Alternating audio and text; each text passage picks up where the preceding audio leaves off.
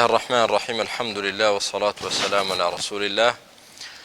اللهم ربنا فقهنا في الدين وعلمنا التأويل وآتنا الحكمة وجعلنا من الراشدين بيننا بريز وخوشيستم. السلام عليكم ورحمة الله وبركاته. لا خزمت تفسيري قرآن بيروز داين لسورة الأعراف قيشتنا چیرۆکی پێنجەم لەو چیرۆکانەی کە لەم سوورەتە مبارەکەدا باس کراوە. ئەم چیرۆکەش باسی بەسەرهاتی لوط پێغەمبەر دەکا عليه الصلاة والسلام کە برازای ئیبراهیمە عليه الصلاة والسلام. چیرۆکی یەکەمی ئەم سوورەتە چیرۆکی ئیبلیس لەگەڵ ئادەم بوو عليه السلام، و چیرۆکی دووەم نوح عليه الصلاة والسلام لەگەڵ قەومەکەی، چیرۆکی سێەم هود لەگەڵ عادی قەومەکەی، چیرۆکی چوارەمیان صالح لەگەڵ ثەمودی قەومەکەی، و چیرۆکی پێنجەمیشمان ئەم شەوە کە بەسەرهاتی لوط عليه الصلاة والسلام لەگەڵ قەومەکەی. پەروەردگار دەفەرمێ وەلوطا إذ قال لقومه أتأتون الفاحشة ما سبقكم بها من أحد من العالمين. واتا باسی لوطیان بۆ بکە ئەی محەممەد عليه الصلاة والسلام کاتێک ناردمان بۆ قەومەکەی پێی وتن إذ قال لقومه أتأتون الفاحشة، ئایا ئێوە داوێن پیسیەکتان داهێناوە و دەیکەن ما سبقكم بها من أحد من العالمين، هیچ کەسێک پێش ئێوە ئەم کارە قێزەونەی نەکردووە لە هەموو جیهاندا، هیچ کەسێک نەیکردووە. کەواتە قەومی لوط یەکەم کەسانێک بوون کە ئەم ڕەوشتە بەدە خراپە پیسەیان داهێنا، پێش ئەوان هیچ کەسێکی تر ئەو جۆرە کارە قێزەونەی نەکردووە. لەمایەتە دەرکەوت کە ئەلفاحیشە مەبەست پێی داوێن پیسیەکە کە لە زینا خراپترە. لێرە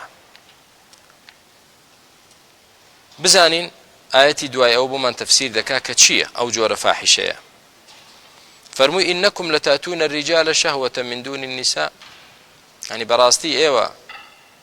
دێنە لای پیاوان بۆ ئارەزوو تێرکردنتان لە جیاتی چوونە لای ژنەکانتان.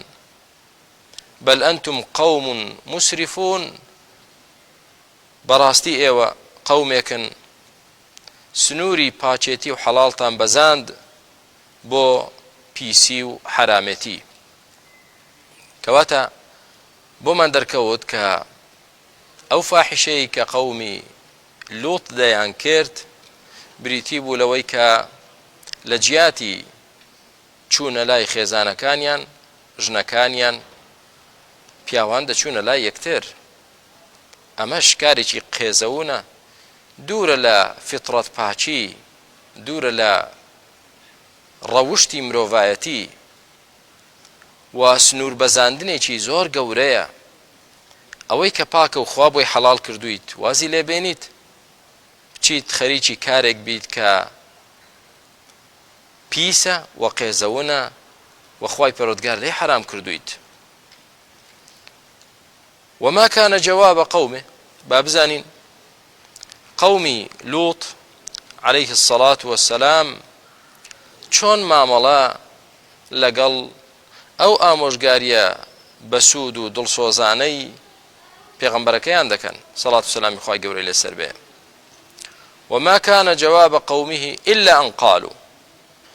يعني وەڵامی ئەو قەومە ناپاکە هیچ نەبوو جگە لە چی؟ جگە لەوەی کە وتیان ئەخریجوهم من قەریەتیکم، واتە لوط و خێزانی لوط ئەوانەی کە لەگەڵ خێزان کە دەڵێن واتە مناڵ و کچ و کوڕ و ئەوانە، نەک مەبەستمان ژنەکەی بێت، چونکە ژنەکەی وەکو ئەوان یعنی لەگەڵ ئەوان بوو، مەیلی بەلای ئەواندا بوو، نەک لە ڕەوشتیدا، مەیلی دڵی و بیر و باوەڕی وەکو ئەوان بوو. إلا أن قالوا أخرجوهم من قريتكم، وتیان دەریان کەن لە شارەکەتان، شار بە دەریان کەن. چێ شار بە دەرکەن؟ لوط پێغەمبەر عليه الصلاة والسلام و ئەو ئەندامانەی خێزانیشی کە وەکو لووتن عليه الصلاة والسلام پاکن. بۆچی دەریانکەن؟ یعنی هەر کەسێک کە لە شاری خۆی دەربکرێت، شار بە دەربکرێت، دەبێت تاوانێکی گەورەی هەبێت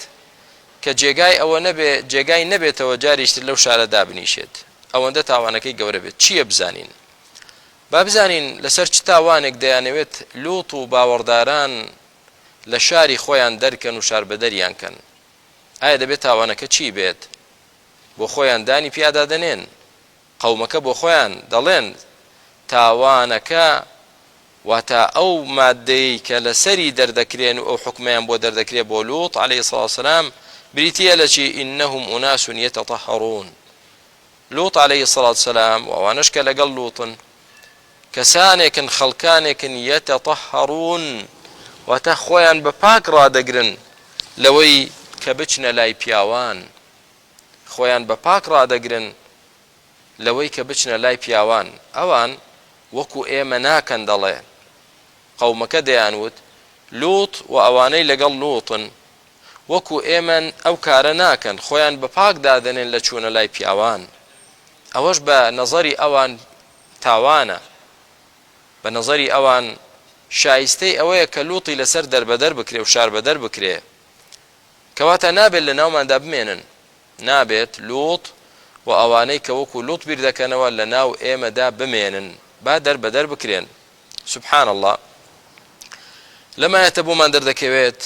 یعنی کە مرۆڤ فیتڕەت و سروشتی تێک چوو، تێڕوانین و بڕیار و هەڵس و کەوتیشی تێک دەچێت. کە فیتڕەتی ئینسان تێک چوو، ئەو کاتە بڕیارەکانی، تێڕوانینەکانی، هەڵسەنگاردنەکانی هەمووی دەگۆڕێت و تێک دەچێت و سەرەوبن دەبێت. یعنی هەر وەک لەم باسەدا بەسەراتەدا بۆمان دەردەکەوێت کە داوێن پاچی بە تاوانێکی وا گەورە دانرا کە حکمەکەی ئەوە بوو دەبێت لەو شارە دەربکرێن و لەو شارە نەهێڵدرێن. ئایا داوێن پاچێتی، دوورکەوتنەوە لەو فاحیشە و خراپەکاریە تاوانە، شایستەی عقوبەیە، شایستەی دەربەدەرکردنە، یا صفەت و خەسڵەتێکی پاک و بەرز و چاکە، شایستەی سوپاسکردنە، شایستەی پێزانینە، شایستەی ڕێز لێگرتنە؟ بەڵام وەکو وتمان کە فیتڕەت تێک چوو، وای لێدەی ئینسان خراپەی لا دەبێ بە چاکە و چاکەشی لا دەبێ بە خراپە،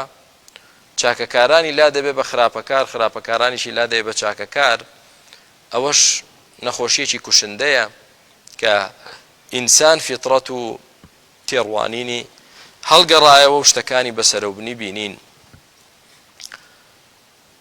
لەم ئاەتە بەڕێزەکانم ئەومان بۆ دەردەکەوێت کە دزەکان حەز دەکەن خەڵک دز بێت و داوێن پیسەکان حەز دەکەن خەڵک وەکو ئەوان داوێن پیس بێت. بۆچی؟ بۆی کەس نەبێ گلەییان لێ بکە، ڕەخنەیان لێ بگرێ، بۆی کەس نەبێ پێیان بڵێت ئەو کارەی کە ئێوە دەیکەن کارێکی خراپە، کارێکی هەڵەیە، کارێکی ناڕەوایە. حەز دەکەن خەڵک هەمووی وەکو خۆیان بێت، وەکو خۆیان خراپ بێ. ئەمەش زۆر جار دووبارە دەبێتەوە لە تاریخدا، لە مێژوودا و لە ژیانی ڕۆژانەی خەڵکدا دووبارە دەبێتەوە. دەبینین یعنی کەسێک کە لای هەندێک شەمشەمە کوێرە، لای هەندێک کەسی پیس، کەسانی دەست بە دەستنوێژ و کەسانی پاک و کەسانی بە ئیمان و کەسانی یعنی بێزەڕ و بێ شەڕ بۆ کۆمەڵگا، ئەوانە بێزێنراون، ئەوانە بە خراپ لە قەڵم دەدرێن. یعنی ئەگەر بێت و ئافرەتێک جلێکی ڕووتی لە سنوور بەدەر ڕووت لەبەر کات کە ببێتە مایەی فیتنە بۆ دەیان و سەدان گەنج، کۆمەڵگا بەرەو پیسی بەرێ و گەنجان بەرەو زینا و فاحیشە بەرێ و ئەنواع و ئەشکال خراپەی لێ بکەوێتەوە، بەلایەنەوە پێشکەوتنە، بەلایەنەوە ئەمە مافێکی ڕەوایە و تەواوە، ئەمە مۆدێرنە، ئەمە شارستانیەتە، ئەمە ڕۆشنبیری و کرانەوە و چاوکرانەوەیە. بەڵام ئافرەتێکی داوێن پاچی بە ڕەوشتی ئەخلاق بەرز ببینن کە خۆی داپۆشی بێ، تعلیق و قسەی سووک و ناشرینی پێدەوترێ، لە کاتێکدا کە عەجیبە دەبوایە ڕێزی لێ بگیرێ، چونکە نابێتە مایەی فیتنە و مشکیلە و لاڕێبوون بۆ گەنجان. حیا و شەرم و حورمەتی خۆی پاراستووە و نابێتە هۆکاری ئەوەی کە گەنجان لا ڕێبن. بەڵام وەکو وتمان قسەی پێدەوترێ، تعلیقی لێ دەدرێ، بە ناو و ناتۆرەی ناشیرن بانگ دەکرێ و دژایەتی دەکرێ بەداخەوە. کەواتە هەر کەسێک دژی پاچێتی بێت ئەوە میراتگیری قەومی لووتە. هەر وەکو چۆن دەبینین لەم سەردەمەدا بەڕێزەکانم لە چەند شوێنێک لە چەند وڵاتێک دەبیستین پەرلەمان بۆی دادەنیشێت داوای مافی هاوڕەگەزی دەکرێت، داوای ئەوە دەکرێت کە بکرێتە بڕگەیەکی یاسا ڕێگا بدرێت هاوڕەگەز بازەکان بە حڕیەتی خۆیان و بە ئازادی مافیان هەبێت و شوێنی تایبەتیان هەبێ لە ناو کۆمەڵگادا ببن و کەس بە چاوی بێڕێزی سەیریان نەکا. چێن ئەوانەی کە نێر لەگەڵ نێر ڕەگەزبازی بکات و شەهوەت بازی بکە و مێینە لەگەڵ مێینە بیکە پەنا بەخوای گەورە. ئەمەش بەڕاستی لە ئاژەڵیەت ئاژەڵترن، لەوەش زیاتر سنووریان بەزاندووە کە داوای چی دەکرێت لە هەندێک وڵاتی بەناو پێشکەوتن خواز و پێشکەوت و خوازی ئەوروپادا ڕێگە بەوە بدرێت کە ئافرەت هاوسەرگیری لەگەڵ سەگێکدا بکات، لەگەڵ گوێ درێژێکدا بکات، پەنا بەخوای گەورە. ئەمە قیممەی دابەزینە بۆ ئەسفەلە سافلین لە بواری ڕەوشتیدا. ئەمە چه عەقڵێک ئەمە قبوڵ دەکا، چه فیتڕەتێک و چه زانستێک و پێشکەوتن خوازیەک ئەمە قبوڵ دەکا. بۆیە بەڕێزەکانم ئەوانەی کە محامین و پارێزەرن و دیفاع دەکەن لە هاوڕەگەزبازی ئەوانە میراتگیری قەومی لووتن، ئەوانە قەومێکی فاحیشەتی و خراپن، ئەوانە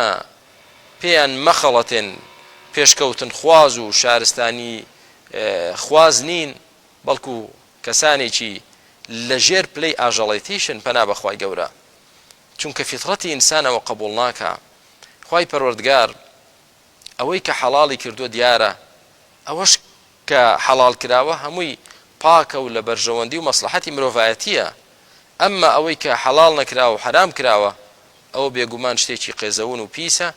و زەرەرە و خراپە. فأنجيناه وأهله إلا امرأته كانت من الغابرين. خوای گەورە دەفەرمێت دوای ئەوەی کە ئەوان هەر مصر بوون و هەر سوور بوون، بەردەوام بوون لەسەر ئەوەی کە ئەو کارە قێزەونە بکەن و بەردەوام بن لەسەر عادەت و دابوونەریتە پیش و چەپەڵەکەی خۆیان، خوای پەروەردگار خەبەری دا بە پێغەمبەرەکەی کە لوط بوو عليه الصلاة والسلام، خەبەری پێدا کە چاوەڕێکە بەیانی سزای خوایان بۆ دێ. چەند مەلایکەتێک لەلایەن خوای پەروەردگارەوە لەسەر شکلی مرۆڤ، لەسەر شکلی میوان ڕۆیشتن بۆ ماڵی لوط عليه الصلاة والسلام. کاتێک کە قەومەکەی لوط بیستیان لە ڕێگای ژنەکەی لوطەوە عليه الصلاة والسلام کە جاسوسی کرد و خەبەری دایە قەومەکەی، وتی وەرن سێ پیاوی جوان لە ماڵمانن. پەنا بە رەب العالەمین، قەومەکەی هجوومیان کرد، ئێمە ئەو سێ پیاوەمان دەوێت، چکە پیشەی ئەوان ئەوە بوو. لوط خەریک بوو هەستی بە شەرمەزاری دەکرد، چۆن دەبێ میوانی من بێ و ئاوا تەعدایان لێ بکرێت و داوای شتێکی ئاوا لە من بکەن کە تەسلیمتان کەم، نەیدەزانی کە ئەوانە فریشتەی خوان مەلایکەتن، قەومەکەی توانای ئەوانەیان نییە. بۆیە کاتێک کە ترسی لێنیشت و هەستی بە شەرمەزاری دەکرد لە بەرامبەر میوانەکانیدا، میوانەکانی خۆیان لێ ئاشکرا کرد و پێیان وت ئەی لوط، ئێمە نێرداوی خوای پەروەردگارین، ئێمە فریشتەین، بەڵام لەسەر شکلی مرۆڤ هاتووینەتە لای تۆ. خەمی ئەوەت نەبێ ئەوانە ناگەن بە ئێمە، دەستیان بە ئێمە ناگا، توانای ئێمەیان نییە،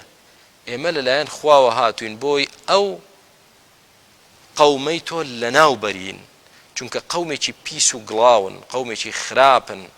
بۆ ئەوە هاتوین خەمت نەبێت لوط عليه الصلاة والسلام کە ئەوەی بیست دڵی خۆش بوو لەلایەکەوە پەرۆشی قەومەکەیەتی کە بەداخەوە بۆ واتان لە خۆتان کرد لە لای شێوە دڵی خۆش بوو کە الحەمدولله شەرمەزار نابێت لە بەرامبەر میوانەکانیدا و ئەوان دەسەڵاتی میوانەکانی ئەویان نییە چونکە ئەوان مەلایکەتن دەی کەی دەبێت ئەمە شەوە میوانەکانی هاتوون کەی لە ناو دەبرێن لوط عليه الصلاة والسلام وەکو زانایانی تەفسیر دەجێڕنەوە دەڵێن بە پەلە بووتی دەکەواتە با زوو لە ناو بچن بۆی نێنە ناو ماڵەکەوە پێیان وت إن موعدهم الصبح أليس الصبح بقريب ئەی لوط پەلە مەکە وادەی لە ناو بردنیان بەیانیە هەر بەرە بەیانی کە بەیانی بۆوە یەکسەر لە ناو دەبرێن کۆتاییان پێدێت بۆ بەیانی نزیک نییە پەلەی چیتە پەلە مەکە بەڵام جارێ ئیشێکیتر هەیە ئەی لوط عليه الصلاة والسلام ئەویش ئەوەیە تۆ خۆت و خێزانت مناڵت بڕۆنە دەرەوە لە شار لە شار بڕۆنە دەرەوە بۆ ئەوەی ئەو بەڵایەی خوا کە دێت هەموو شارەکە دەگرێتەوە ئێوە نەگرێتەوە بڕۆن بەڵام ولا يلتفت منكم أحد إلا امرأتك کەس ئاور نەداتەوە ئێوە بڕۆن لە بقطع من الليل لە بەشی کۆتایی شەو بڕۆنە دەرەوە لە شار کاتێک کە ئاگایان لێتان نییە و خەوتون ئێوە بڕۆنە دەرەوە لە شار بەڵام کەستان ئاور نەداتەوە یعنی چی بۆ ئاور نەداتەوە یعنی ئێوە لە ڕۆیشتندان کە عەزابەکەی خوا دێتە سەریان کاتێک کە دەنجی ناڵە و هاوار و گریان و دەنجی سزادانیان دەبیستن ئاور نەدەنەوە چونکەوەی ئاورداتەوە سزاکەی توش دەبێ تەنها خێزانت نەبێ إلا امرأتك ئەو ئیستیثنایە زانایانی تەفسیر دەفەرمون یا ئیستیثنا کراوە لە فەرمانەکەی پێشوو کە فەرمووی خێزانت بەرە دەرەوە جگە لە ژنەکەت هاوسەرەکەت مەبە لەگەڵ خۆت چونکە ئەو هەمان سزای توش دەبێ یان ئیستیثنا کراوە لە ولا يلتفت منكم أحد إلا امرأتك کەستان ئاور نەداتەوە ئیلا ژنەکەت بە ئاورداتەوە هەر ئاوری دایەوە یەکسەر سزاکەی خوای گەورە ئەویش دەگرێت بەهەرحاڵ هەر کامێکیان بێت لوط عليه الصلاة والسلام کەوتە ڕێگا لە بەشی کۆتایی شەو لە شار بچێتە دەرەوە چونکە لەگەڵ بەرەبەیاندا سزاکەی خوای پەروەردگار دێ وفعلا سزای خوای پەروەردگار هات دابەزیە سەریان چی پێکردن پەروەردگار جبریلی نارد عليه السلام ئەو فریشتانە بۆ هاتبوون ئینزاری لوط بکەن عليه الصلاة والسلام وریا بە و بڕۆ دەرەوە سزاکە زانایان دەفەرمون جبریل عليه الصلاة والسلام هات باڵی خستە ژێر شاری ئەو قەومە پیسەوە جا هەندێکیان دەفەرمون سێ شار لە تەنیشت یەک بوون ئەو سێ شارە هەر سێکی قەومی لوط بوون هەندێک دەفەرمون 4 شار بوون ئەوە گرنگ نییە هەرچەندێک بن ئایا هەر شارەی 100,000 کەسی تێدا بوو یا زیاتر ئەوەش گرنگ نییە خوای گەورە فەرمانی پێکرد ئەی جبریل ئەو شارانە بەرزکەوە لە بە بیناوە و بە خانووە و بە زەویەوە بەرزی کردەوە ئاسمان تا دەفەرمێ ئەهلی ئاسمانەکان گوێیان لە وەڕینی سەگەکانیان و دەنجی کەڵەشێر و مریشکەکانیان و هاوار و ناڵەی خەڵکەکە بوو اینجا سەرەوبنیان کرد فەجعلنا عالیەها سافلەها بەرزایەکانیان دەفەرمێ کردمانە نزمایەکان واتە سەرەوژێرمان کردەوە ئەو شارەی سەرەوژێر کردەوە خوای پەروەردگار و فڕیدایەوە خوارەوە بەسەر سەریاندا هەڵی جێڕایەوە چێ ڕزگار کرد فەئەنجەیناه وەئەهلە خوای گەورە دەفەرمێ ئێمە لوط و خێزانەکەیمان ڕزگار کرد وتمان خێزانەکەی مناڵەکانی إلا امرأته تەنها چێمان ڕزگار نەکرد ژنەکەیمان ڕزگار نەکرد كانت من الغابرين چکە ژنەکەشی لەوانە بوو کە مایەوە لەگەڵ قەومەکەی بۆ ئەوەی تیا بچن بە سزای خوای پەروەردگار یاخود ڕزگارمان کرد ئیلا ژنەکەی نەبێ لە تیاچووەکان بوو جا ئایا هەر نەچۆ دەرەوە چکە تەفسیرەکە هەردووچی هەیە وەکو وتمان لوط کە ڕۆیشت خۆی و قەومەکەی خۆی و مناڵەکانی بە ژنەکەی نەوت و جێی هێشت چکە خوای گەورە فەرمووی بێ ئەوەش تووشی سزاکە دەبێت جاسووسی لەسەر لوط دەکرد بۆ قەومە فاحشەکارەکەی یا ئەوەیە کەوتە شوێنی لوط بەڵام لە ڕێگا سزاکەی خوای بۆ هات بۆ خوای گەورە پاک و پیسلێک جیا دەکاتەوە فأنجيناه وأهله إلا امرأته كانت من الغابرين لەوەدا بۆمان دەردەکەوێت کە خێزان واتە عەفوەن ژنەکەی لوط ڕزگاری نەبوو کەواتە کە سزای خوا هات خزمایەتی دەوری نابێت تۆ ژنی پێغەمبەر بیت یاخود کوڕی پێغەمبەر بیت یاخود باوکی پێغەمبەر بیت یاخود مامی پێغەمبەر بیت سوودی نییە سزای خوا هات سوودی نییە خزمایەتی ناخوات ئەوەی کە سوودی دەبێت بۆت ئیمانەکەتە وە کردەوەی چاک و ڕەوشتی بەرز و پاکتە جگە لەوە ئەگەر نازانم کوڕی چێژ بیت سوودی نییە لای خوای پەروەردگار و لە ڕوانگەی شتیشەوەمان بۆ دەردەکەوێ دەبینین لوط عليه الصلاة والسلام ژنەکەی لەگەڵ قەومە خراپەکەیە نوح ژنەکەی و کوڕەکەشی لەگەڵ بێباوەڕانن باوەڕیان بە نوح نییە کەواتە براکانم بەوە نییە کە کەسێک خۆی چاک بوو باش بوو خێزان و مناڵیشی هەمووی وەکو خۆی دەبێ هیدایەت بەدەست خوایە ئەوەتە لە ناو عائیلەی پێغەمبەراندا کەسانێک سەر هەڵدەدەن کە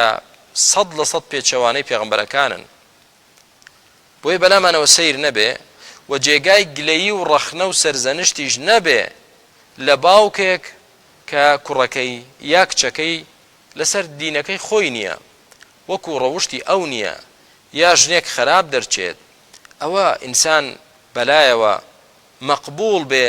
کاتێک کە پێغەمبەران لە ناویاندا ئەوە ڕووبدا ئەی ئێمەی ئاسایی شتیوا ممکنە بەمەرجێک ئەو کەسە خۆی کەم تەرخەم نەبوو بێت لە نەسیحەتکردن ئامۆژگاریکردن سەرزەنشتیکردن ڕێگەگرتن لە خراپەکاری ئەگەر ئەوەی لەسەر یەتی کردی بێتی دوایی هەر سوودی نەبوو بێت تەواو هیچی لەسەر نییە نەگلەی لەسرە نە لۆمەکردن نەعقوبەش پەروەردگار دوای ئەوەی کە ماڵەکانی سەرەو بنکردن چیتر هاتە ئاراوە دەفەرمێ و ئەمطەرنا عەلەیهم مەطەرا بارانمان بەسەریاندا بارانێک بەڵام بارانێک لە ئاو نا بارانێک لە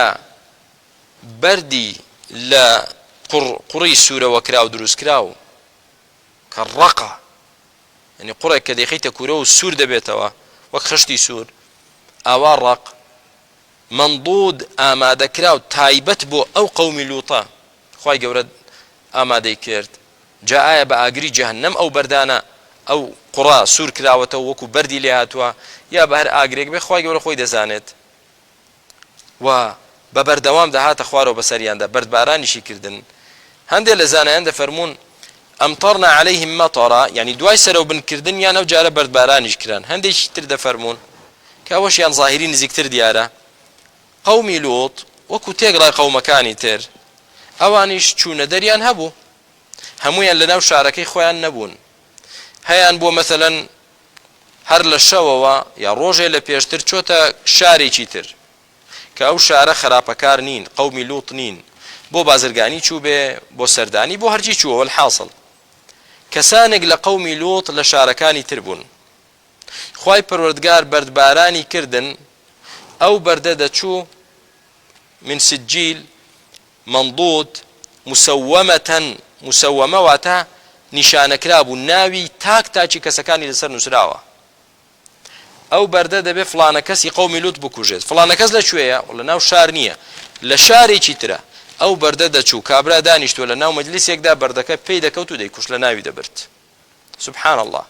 بۆی کەسیان لێ نەمێنێ ئەو قەومە کامل هەر هەمویان لە ناو ببرێن و یەکێک لەوانش کە دەفەرمون بەردەکە لە ناوی برد ژنەکەی لوط بوو کاتێک کە زانی لوط ڕای کردو و دەرچووە ڕزگاری بێ ئەویش کەوتە شوێنی بەڵام ئاوڕیدایەوە کاتێک ئەو ترس و خەوفەی بیست و بینی بەردەکە هات و پێی کەوت و ئەویشی لە ناو برد تۆ پیسید نابێ بگەی بەچێ نابێ بگەی بە لوط کە کەسێکی پاکە فانظر كيف كان عاقبة المجرمين أي محمد عليه الصلاة والسلام دي سير كإستا پاشە ڕۆژ و ئاکامی قەومێکی خراپەکار و و فاحیشەکار چییە چۆن بوو عاقبەتەکان چی بوو عاقبەتەکان جا لەوە خراپتر هەر لە دنیادا بەرز بکرێنەوە ئاسمان و سەرەوبن بکرێنە خوارەوە و اینجا بەردبارانیش بکرێن لەوە خراپتر چی خوا پەناماندا کەواتە لە ئاەتێکی تردا خوای گەورە دەفەرمێ وما هي من الظالمين ببعيد ئەو سزایە لە کەسانی ستەمکاری هەمان تاوانی قەومی لۆط دوور نییە یعنی هەر کەسێک وەکو ئەوان زاڵم بێ هەمان کاری خراپ بکە ئەو جۆرە سزایەت دوور نییە لێی خوای پەروەردگار لە ناوی دەبا لە ناوبردنێکی خراپ بۆیە زانایان بەڕێزەکانم دەفەرمون هەر کەسێک کە کاری قەومی لوط بکات دەبێ بکوژرێت ئەگەر چی محسەنیش نەبێت ئەگەر چی ژنیشی نەهێنابێت دەبێ بکوژرێت ئێستا زیناکردن ئەگەر گەنجێک ژنی نەهێنابێت زینا بکە ناکوژرێ 100 داری لێ دەدرێ 100 جەڵدەی لێ دەدرێ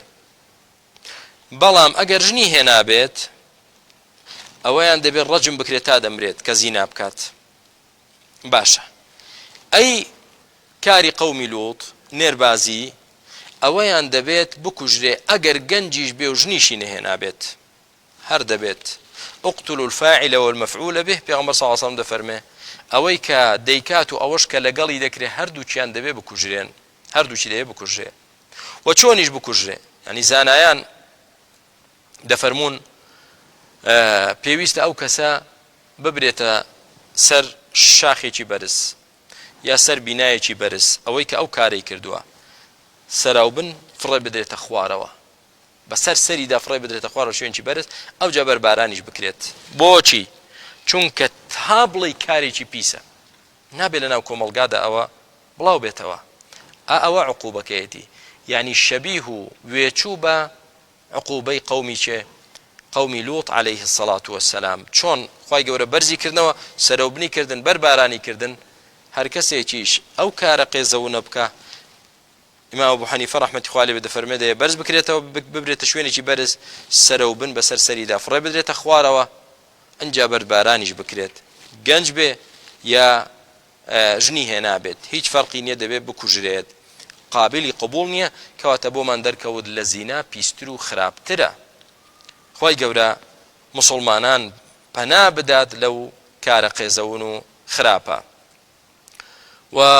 وتمان إمام الشافعي رحمة الله عليه وجماعتك لأهل علم دفرمون أن اللائط يقتل سواء كان محصنا أو غير محصن چونك پیغمبر خدا عليه الصلاة والسلام فرمون من وجدتموه يعمل عمل قوم لوط فاقتلوا الفاعل والمفعول به أوي كديكا لقليش أوش كلقلي ذكر هردو شان دبيت بكوجرين هیچ مجالی تێدا نییە پەنا بەخوای گەورە کەواتە لەوە حاڵی بووین کە ئەو کارەی قەومی لوط دەیان کرد لە سەردەمی ئەوان سەری هەڵدا پێشتر نەبوو و ئەوەندە قێزەون بوو خوای گەورە بە جۆرێک سزایدان کە پێشتر ئەو جۆرە سزایە نەبووە چونکە فاحیشەکەی ئەوانیش پێشتر نەبووە بەرز بکرێتەوە ئاسمان اینجا سەرەوبن بکرێت و بەرباران بکرێت پەنا بەخوای پەروەردگار ئیستیفادەیەکی تر براکانم لە ئەم قسەیە کە بیکەین ئەوەیە زۆر کەس چ بە کوردی چ بە عەرەبی بە کوردی دەڵێن فڵانە کەس لۆتیە لۆتی یعنی لووطی بە عەرەبی دەڵێن لووطی لۆتی یعنی پیشەی کاری قەومی لوط دەکات یعنی کاری نێربازی دەکات براکانم خوشکەکانم ئەم وشەیە زۆر گوناحە ئەم وشەیە کوفرە و بێئەدەبیە چونکە ئەو کارە قێزەونە لوط خۆی نەیدەکرد لوط بۆ دژایەتیکردنی هاتبوو لوط پێغەمبەری خوایە و پاکە قەومە فاسیدە خراپەکارەکەی خۆی شایدیان بۆ دا کە لوط پاکە ئینەهم ئوناس یەتەطەهەڕون کەواتە نابێ ئەم کارە قێزەونە نسبەت بدرێتە پاڵ لوط هەر کەسێک کە کاری قەومی لوط بکە بڵێن وەڵاو لۆتیە یا بە عەرەبی دەڵێن لووطی یعنی ئەمە باشە بۆ لوط ئەو کاری دەکردنا بۆیە کارێکی خراپە وشەی لۆتی فڕێ بدرێت گوناحە کوفرە بێئەدەبیە بەرامبەر پێغەمبەرێکی پاچی ڕەوشت بەرزی خوا کە چێیە؟ کە لوط عليه الصلاة والسلام. بۆ وترێ فڵانە کەس کاری قەومی لوط دەکات نەک کاری لوط وانییە. بۆی وریابن ئەم وشەیە نە بە عەرەبی نە بە کوردی بە هیچ شێوازێک بەکار نەهێنرێت پەنا بەخوای پەروەردگار بۆ ئەوەی خوای گەورە